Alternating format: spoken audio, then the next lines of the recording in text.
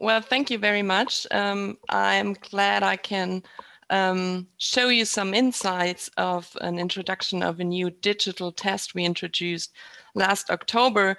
This is a little bit more of a practical presentation than Dan's thought-provoking thoughts and ideas. But I want to just focus on a part of perception that is often less talked about in test taker perception, and that is the usability of digital tests. So for the context, the test of German as a foreign language is a large-scale university entrance test in Germany. It's set at the levels B2 to C1. It's been paper-based since its introduction in 2001, and we launched a digital version, a totally new version of the test in a new test format in last October. We based the revision of the test format on a comprehensive needs analysis in the German context. I have to say that this digital version is only delivered at test centers right now across the world, of course, with limitations due to the pandemic. And we haven't considered at-home testing yet due to some of the concerns Dan raised in his talk. How does the test look like? Well, it's a 4-skill test. It comprises integrated and independent tasks in most of the test components.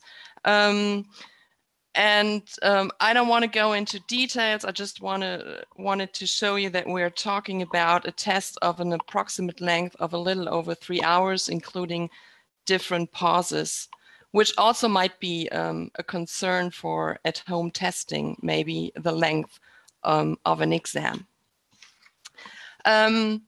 Besides following the typical processes of test development, we build into the test development process kind of an development or a quality assurance regarding the interface design process. And that was built on Fulcher's thoughts back from 2003 in 3 phases, where he was talking about, well, you first have to have a planning and initial design idea, and then you have to test the usability of the graphical user interface, and then you have to field test it and fine tune it. We did that in a first phase internally at the TestDaF Institute, but then came to a point where we couldn't get any further without external help. So we built up a cooperation with media specialists from the Hochschule der Medien, that is a university here in Germany, in Stuttgart, where they deal with usability design and stuff like that. And I want to show you what came out of this process, just to give you a glimpse how that graphical user interface looks like, because the questionnaires and the test takers' perception of the task was built on that design. So this is a typical graphical user interface that the test takers would see, and it looks the same almost for all the across the components. So you have an orientation bar. Test takers can see in what part of the test they're in and what task they are working on. They have instructions, and then they have kind of an input, or in for example, reading, that is where the text and the items are in that area. We also have kind of an orientation. We give them time or a timer that is counting the time for each task.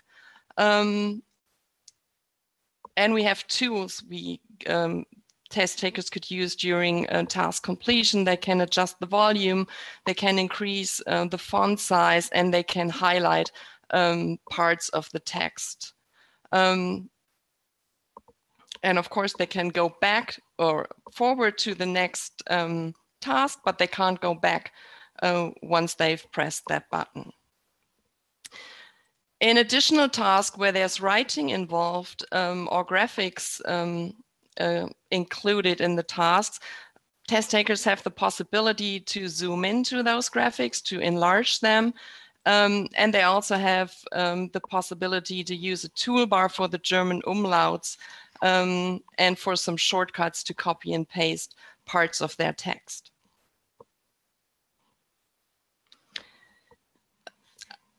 Why did we do well, of course, we do piloting to assure the quality of the test content itself, but looking at the manual from the ALTE for language test development and examining, you can also find that you can gather information about time allowance, the clarity of task instructions, and the layout for the response.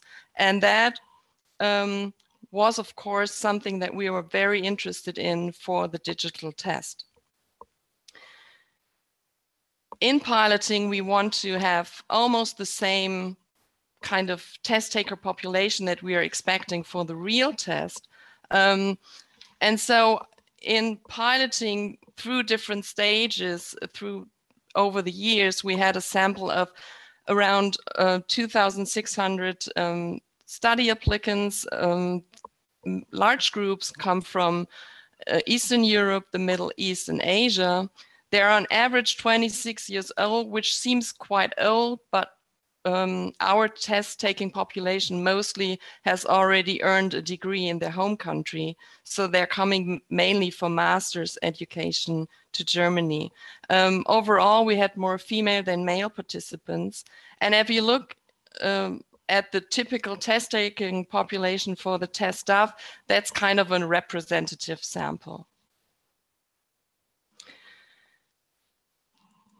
During piloting, we provided online questionnaires, which test takers could fill out on a voluntary basis. So we didn't make them to fill that in, but as you can see in phase 1, we had around 700 participants in the piloting stage, and a large percentage of them filled in the questionnaires. That's a response rate of around 80%. Phase 2, almost 2,000 participants and still around 48% of response rate on the questionnaires. The questionnaires in phase 1 were mostly focusing on specific tasks in each test component, and the questions were about time allotment and usability. Was it always clear what they had to do? And we used mainly closed items.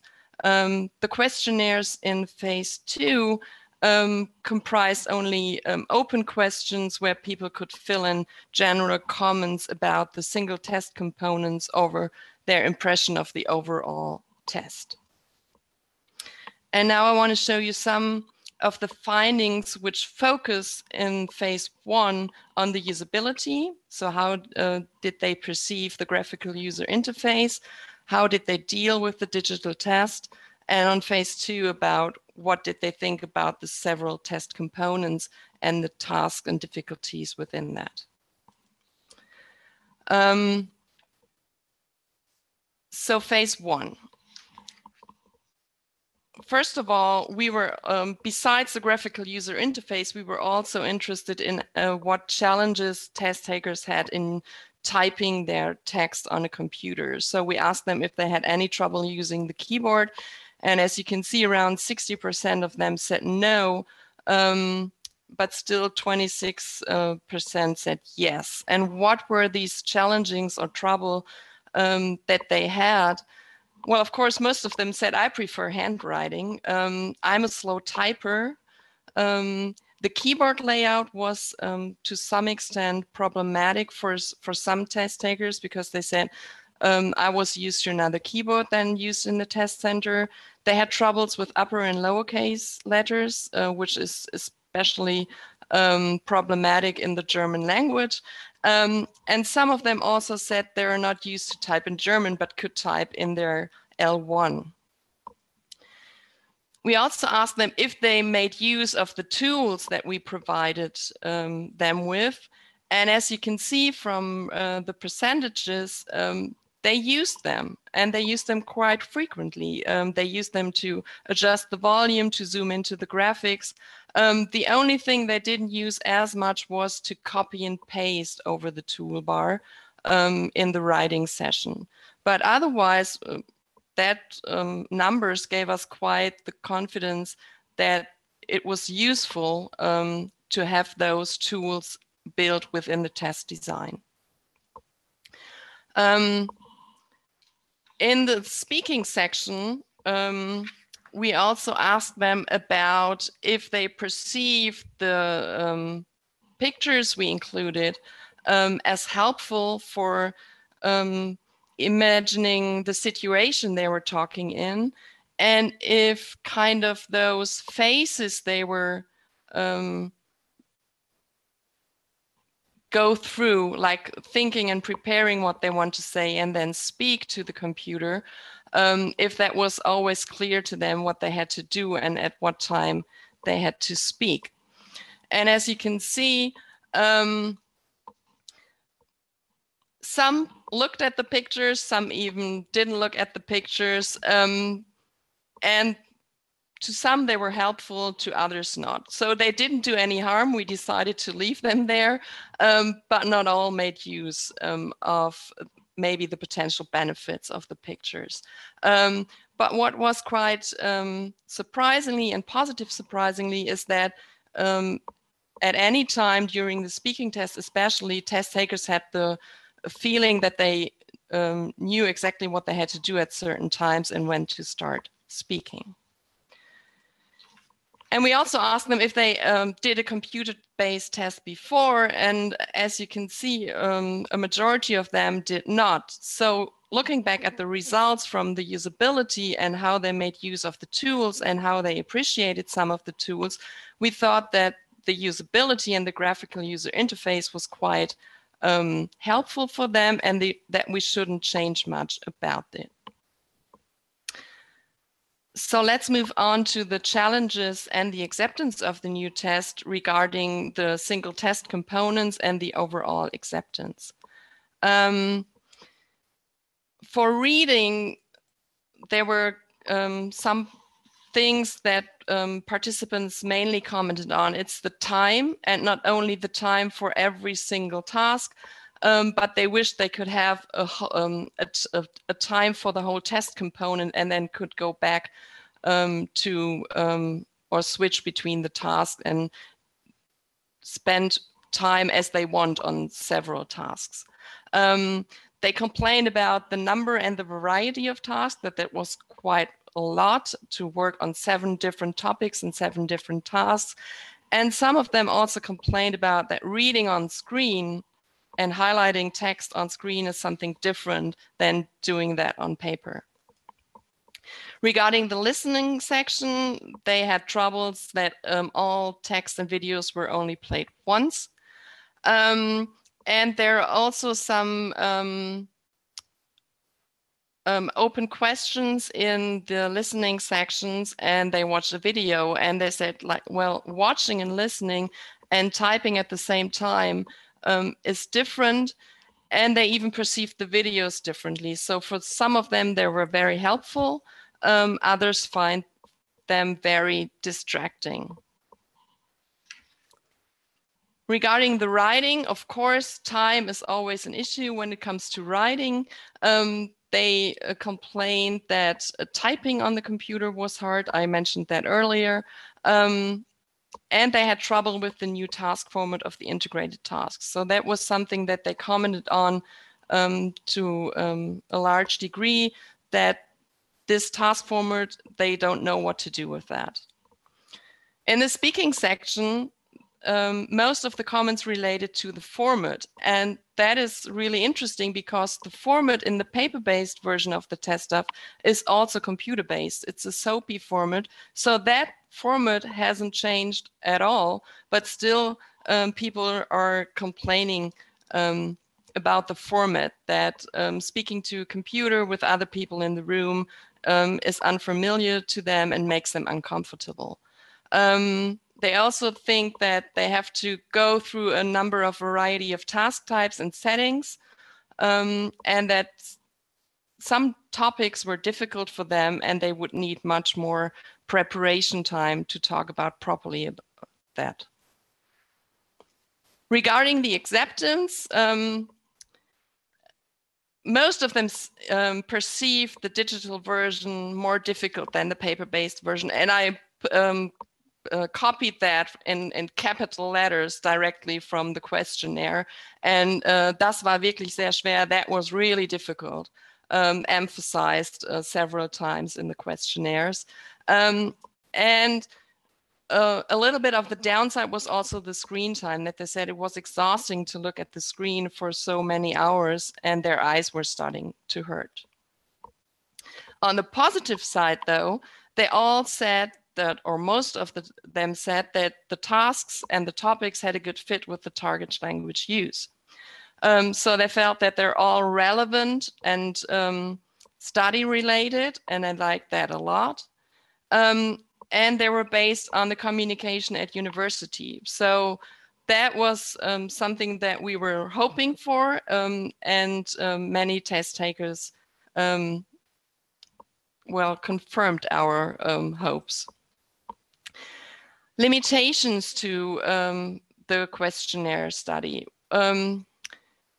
Most of our participants, we found out in an additional C test that they did, were below the required threshold of B2 and C1 level of language competence. So they might have struggled with other issues than raised in the questionnaires. A possible washback effects, most of them were in preparation classes for the paper-based test. And so they tried to copy their strategies they acquired to the new test format and of course struggled with that. During the time of data collection, there was no or not a lot of test preparation material out there. So test takers were not very familiar with the new task and the digital settings. And of course, it's self-reported data. It doesn't give you any ideas or hints about the actual difficulty of the test. And that looks quite different if you look at the psychometric analysis of the test data. So what we decided then is we put out more test preparation material, of course, and we will do the questionnaires again after live tests now. So we are in the process of collecting more data from real test takers and not from piloting test takers to see if those effects and the acceptance and the challenges they encounter might change due to more test preparation material or higher language competence of real test takers.